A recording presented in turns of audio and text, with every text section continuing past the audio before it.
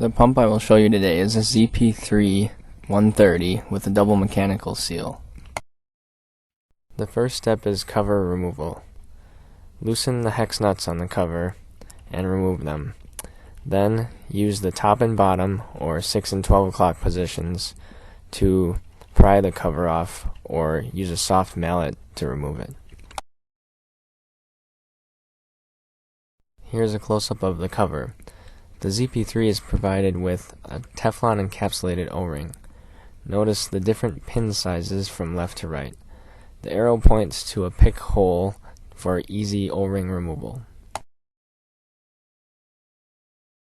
This is an overview of the ZP3 seal, with the back of the pump being to the right of the picture.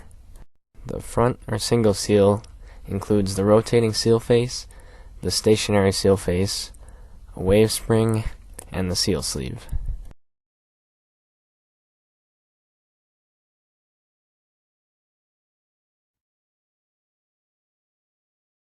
The correct size 6-point socket should be used for loosening the rotor nuts. It is shown in the table provided here. All rotor nuts are right-hand thread.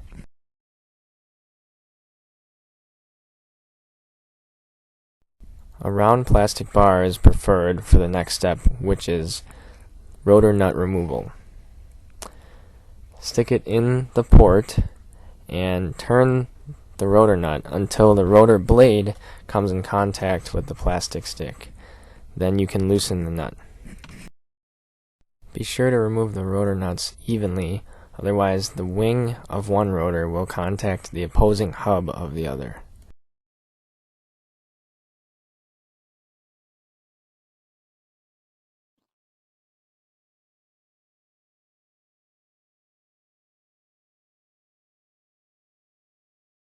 Here are the locations of the O-rings on the rotor nuts. Remove the rotor that's completely exposed first. Be careful to keep track of the key. It may or may not come out with the rotor itself.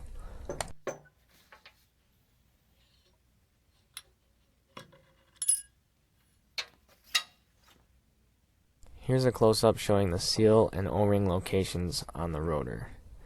After the rotors are removed, you'll end up with this, which is the body and seals without the rotors.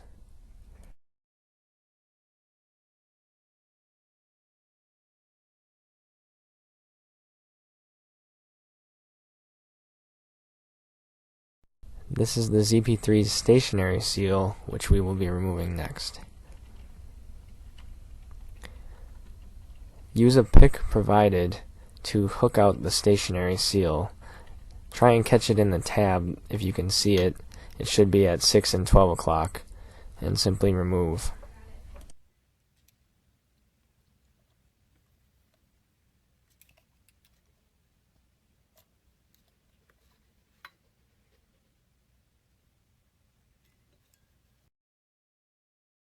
The back side of the seal faces has the slots that locate in the sleeve. They are 180 degrees apart. The ZP3 sleeve also loads from the front, so simply hook them out after the seal has been removed. The O-ring pick may come in handy for smaller pumps. 30, 615, and 18 models will probably require the pick.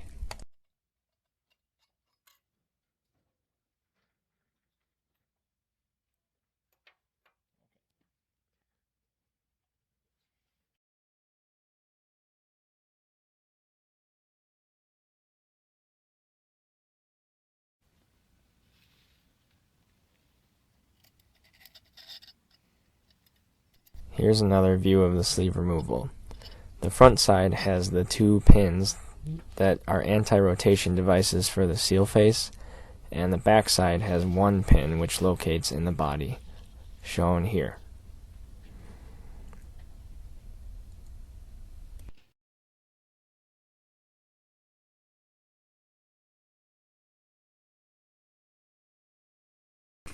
Next, we'll replace the rotating seal face. Locate the small hole on the back side of the rotor near the keyway. This is where you'll stick a hex key to remove the rotating seal. Use a hammer, but only tap very gently until the seal is just ajar out of its bore. Then flip the rotor. Once you've confirmed the seal is not completely in its bore, pull it loose and off the hub.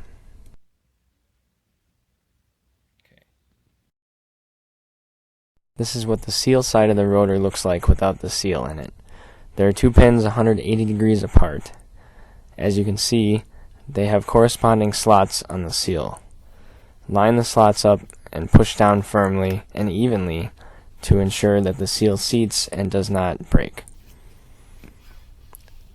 Spin it if necessary and push from both sides until it's all the way down.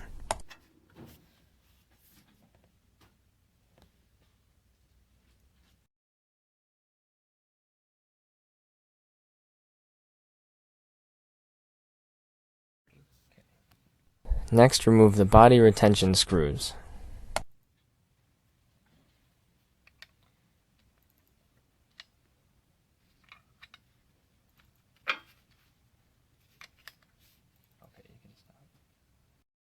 Be sure to clean these if necessary and reapply NICs on the threads.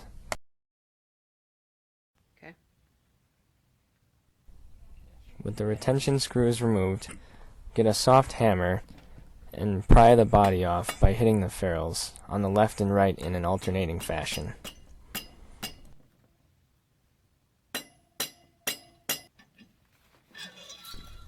Slide it off, being careful not to damage the secondary seal faces.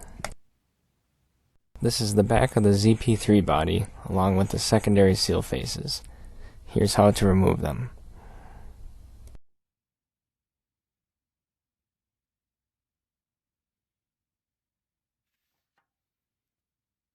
Under each seal face is a continuous wave spring. Inspect it for damage and clean the area. With the seal removed, the 3 pins are exposed that locate the stationary seal.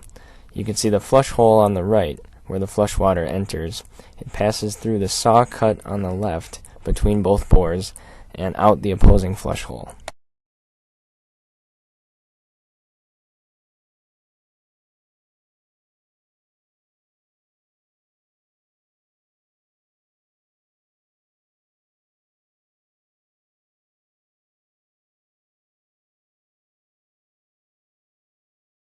This is the secondary rotating seal.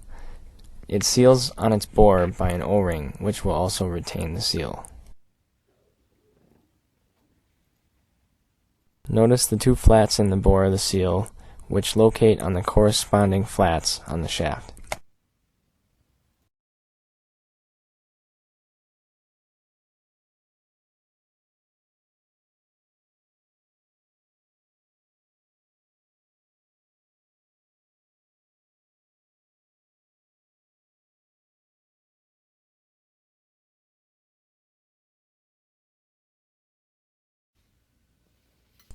Put the springs in the back of the body to prepare for the secondary stationary seals. Whenever you're replacing a seal, it's good practice to ensure that the spring can move it before you assemble any parts. Here's a check here. Just like the cover, the gear case has 2 different sized dowels. Next, locate the notch in the body and find its corresponding pin on the sleeve. To ensure that the notch and the pin engage, turn the sleeve back and forth.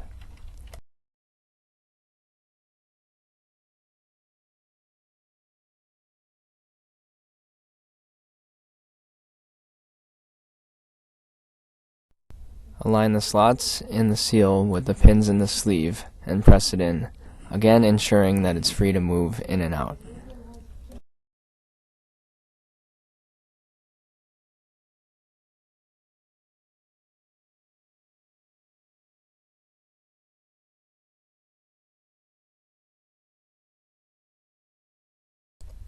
Put the keys in the keyways and prepare for rotor installation. When installing the rotor, be careful to ensure that no damage is done to the seal faces.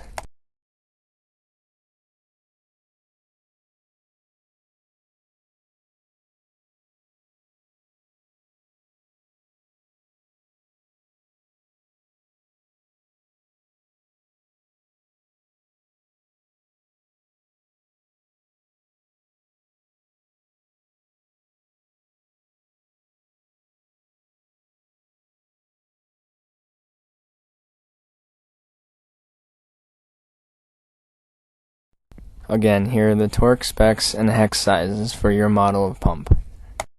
When tightening the rotor nuts, do so in an alternating even fashion. Again, here's the contact area if you fail to do so. Lastly, these are the 1/8 inch NPT seal flush ports. Seal flush should always be routed from bottom to top, using gravity as a reference.